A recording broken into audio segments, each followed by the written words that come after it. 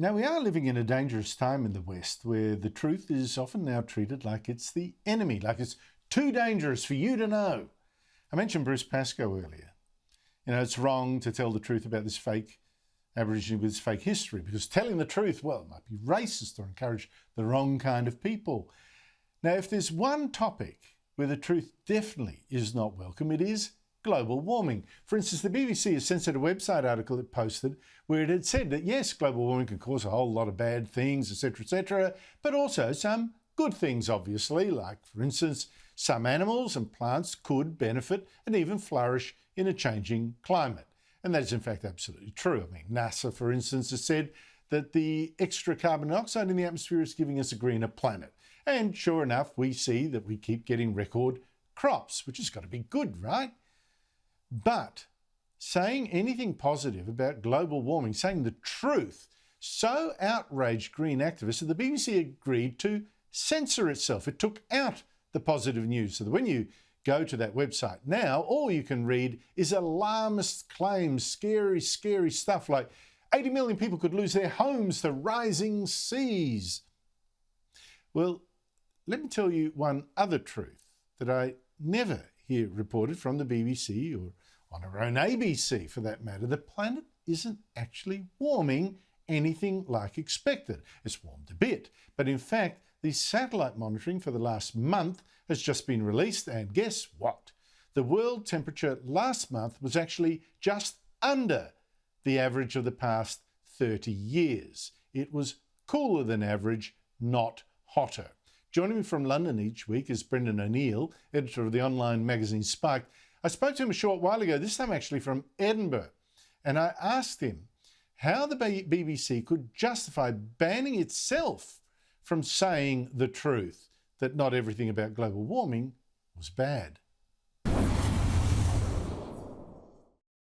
It's because climate change alarmism has become such a relentlessly negative movement, and it will not allow any positive comments whatsoever, even if they are, as you say, true. In this case, it is clearly true that there are beneficial aspects to climate change in relation to human life and the planet, but you're not allowed to say that because this is a negative, doom-laden, anti-human movement that can brook no positivity whatsoever. And as we know, it is, of course, a very censorious movement as well. And if anything criticises the climate change alarmist message, it will be branded denialism, it will be branded dangerous, and it will be censored. So for those reasons, the BBC responded extraordinarily to the criticisms it got, and it just erased this content. It erased the truth because it didn't fit in with the narrative, and that is not something that a channel like the BBC should be doing. Well, increasingly, I'm afraid we do see that, whether it's in global warming or race politics, a truth is only truth if it's helpful, and if it's untrue and helpful, that can be the truth instead. Brendan, right now we've had half of Australia in lockdown. I know bits of the country coming out of it, although not a single Australian has so far died this year from catching the virus here.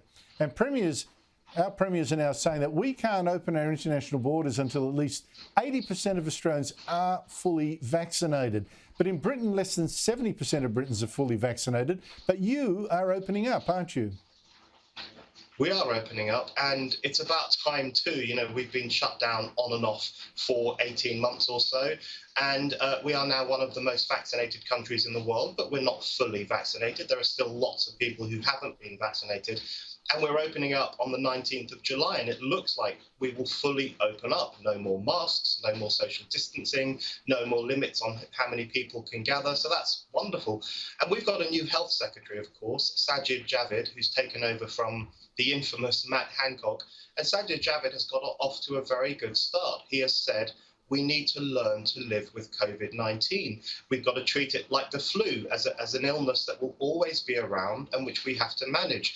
And I think that's what all governments need to start saying. You know, this idea that you can chase zero COVID, you can just hide away from the virus forever and ever, which seems to be the Australian strategy, is a bit of a delusion. You know, humankind has got to learn to live with this new sickness that is now part of the family of human diseases and get on with economic life and freedom.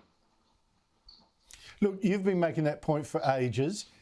now, as you say, you've got a new health secretary that's making this argument. It seems the government over there, not here yet, not here, is making a very important change to thinking. Now, here we're freaking at anyone at all getting infected, even though not a single Australian has died of contracting the virus here. And that should really be the real metric, deaths. And now in Britain, we meanwhile see, Brendan, a big rise of infections again lately, mainly because of this Delta variant.